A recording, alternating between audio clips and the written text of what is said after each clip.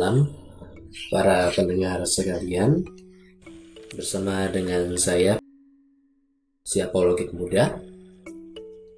Malam hari ini saya akan sedikit membantu ya, dan juga mungkin ada langkah persiapan juga, dimana mungkin pada saat nanti saudara channel saya yaitu Tanpa Ragi akan memberikan ya setidaknya undangan, invite, agar saya bisa membantu dalam menjawab persoalan-persoalan dalam keimanan Kristiani.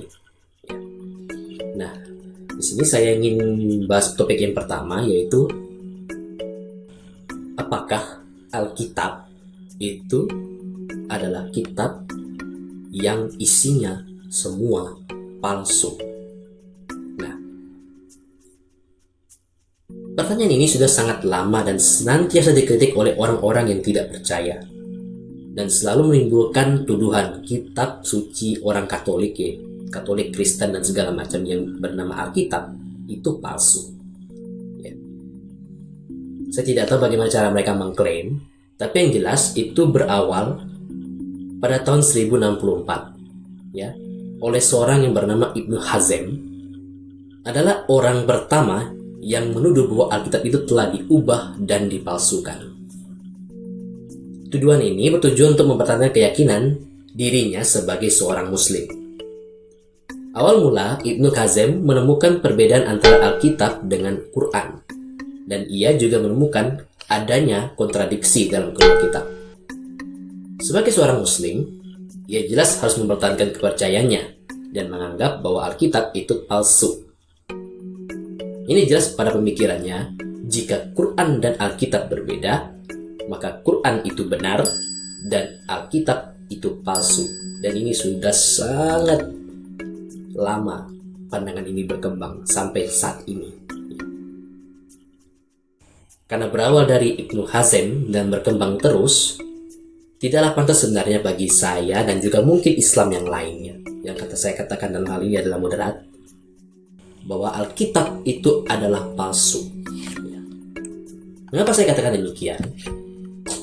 Di sini saya menemukannya di dalam kitab mereka sendiri ya, yang saya sebut sebagai Al-Quran ya. Sebagai Al-Quran, kitab terakhir yang lima wahyu ya. Di sini saya tidak akan membaca Arabnya karena mungkin pasti akan memberikan kontradiktif sama sekali terhadap pengamat Muslim yang lain. Tapi saya akan membaca terjemahan Indonesia yang menurut saya itu tidak perlu dimaknai ganda, tapi intinya ada satu. Kita lihat di Al-Quran ya, Al-Quran dan terjemahan ini. Di dalam Quran surah Yunus ayat 94 yang mengatakan, maka jika kamu dalam kurung Muhammad berada dalam keraguan-raguan tentang apa yang kami turunkan kepadamu, tanyakanlah kepada orang-orang yang membaca kitab sebelum kamu. Jika Alkitab palsu, mengapa Allah Subhanahu wa Ta'ala memerintahkan Muhammad jika ia ragu pada Quran harus bertanya kepada orang yang membaca kitab sebelumnya, yang jelas dalam hal ini adalah Alkitab. Nah, jika Alkitab palsu, maka logikanya kenapa harus bertanya kepada orang yang membaca kitab yang telah dipalsukan? Benarkah bahwa Alkitab itu palsu? Dasar dari beberapa Muslim yang percaya bahwa Alkitab itu palsu itu ditemukan di dalam surah Al-Baqarah ayat 75 yang tertulis dalam bahasa Indonesianya, apakah kamu mengharapkan mereka percaya kepadamu padahal dari mereka mendengar firman Allah lalu mereka mengubahnya setelah mereka memahaminya sedang mereka mengetahui. Nah, jika benar yang dicatat Quran ini itu ada, maka sebenarnya ini juga terjadi di Israel. Baik nabi-nabi yang sebenarnya telah mendengar firman Tuhan tetapi berbuat palsu ya. Sumber biblisnya banyak sekali. Ada di Yeremia bab 5 ayat 3, bab 14 ayat 14, bab 23 ayat 25 sampai 26, bab 27 ayat 14 hingga 16. Di zaman Nabi Yeremia tadi ya, saya sebutkan itu dalam perikop-perikop atau referensi di bacaan tersucinya, Nabi Yeremia diutus kepada kerajaan Israel Selatan karena banyak kehidupan yang melenceng. Salah satunya yang memasukkan Taurat, sehingga Hal itu dikecam oleh Nabi Yeremia. Dapat dilihat di bab 8 dan 8. Sekali lagi saya katakan, Taurat tidak pernah berubah. Namun para penafsirlah yang berani memanipulasikan dalam kehidupan sehari-hari demi kepentingan mereka kala itu. Jadi kesimpulannya, Alkitab itu sebenarnya tidak palsu. Maka Allahnya Muhammad meminta agar membaca Alkitab yang saya sebutkan dalam referensi, ya, Quran surah Yunus tadi ayat 94, yang berkata juga bahwa di bagian yang lain Taurat, ya, Taurat yang 3 agama Abrahamik, ya, Yahudi, Kristen dan Islam, ya, adalah petunjuk dan cahaya. Itu disebutkan dalam Al-Maidah ayat 44. Begitu pula dengan Injil di surat yang sama, Al-Maidah tadi ayat 47. Nah, lagi pula tuduhan memang harus berdasarkan bukti. Nah, di sini kalau pernyataan ini benar, ya, penuduh-penuduh yang selalu memberikan kesempatan jelek untuk melencengkan Alkitab, makanya sekedar menjawabkan, ya. Yang pertama adalah pelaku pemalsuan. Siapakah orang-orang yang melakukan pemalsuan? Dan situs palsu dan otoritas yang mana yang dapat menghancurkan habis-habisan Alkitab asli itu sendiri? Tindakan penghancuran itu mustahil bisa diam-diam disilumankan, karena salinan kitab telah berskala lebih luas. Injil yang terupdate sekarang, yaitu lebih, bahkan banyak sekali, ya, ada 24.000 salinan, ya. Salinannya pun banyak sekali macam, ya, mulai dari papirus, kodek, dan temuan-temuan yang lain, ya.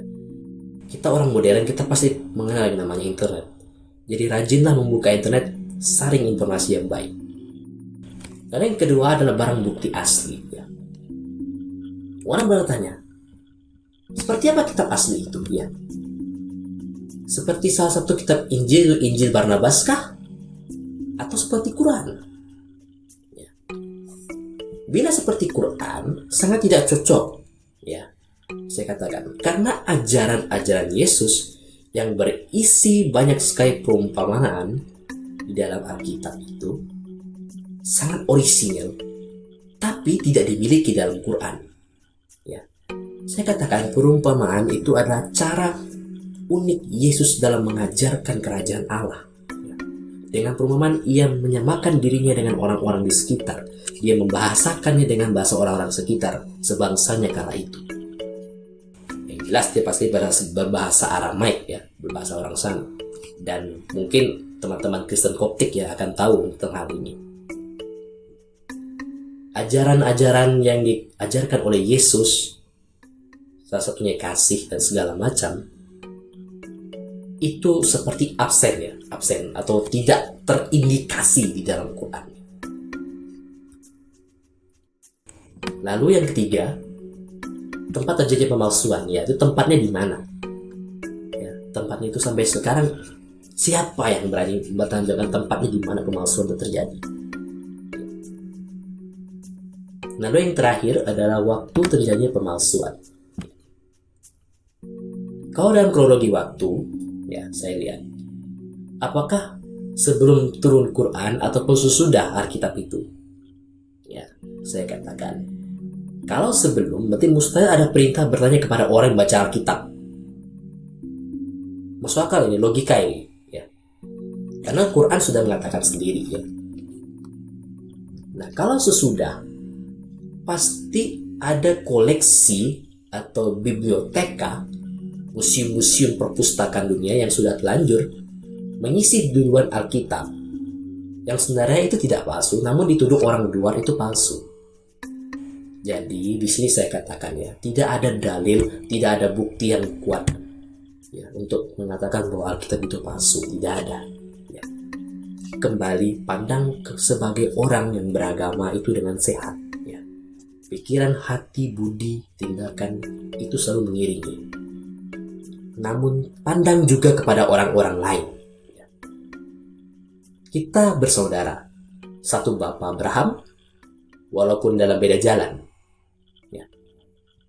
Jadi saya minta kepada teman-teman sekalian yang mendengarkan, pahamilah kitab suci agama lain itu sebagai kitab suci pendukung hidup kalian.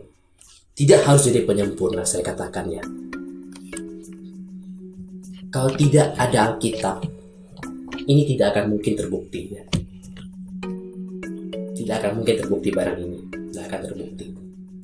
Saya berani menjamin. Semua kisah pasti akan bersumber dari kitab sebelumnya. Seperti yang dikatakan dalam buku ini juga. Jadi, saya mohon agar kiranya orang-orang di luar sana yang mendengarkan saya dalam video ini semakin sadar dan terbuka bahwa hidup pluralitas itu ada dan tidak bisa dipaksakan untuk mati. Pluralitas muncul karena Tuhan sendiri yang membuatnya. Kita berbeda satu sama lain, tidak ada yang sama. Kita bukan robot, kita adalah insan, manusia yang dapat mati, kembali menjadi debu dan tanah, seperti yang pernah disabdakan kepada kita semua. Demikian video dari saya untuk hari ini. Besok saya akan mengupload lagi mengenai tuduhan-tuduhan berikutnya tentang Alkitab. Tuhan Yesus memberkati. Selamat malam.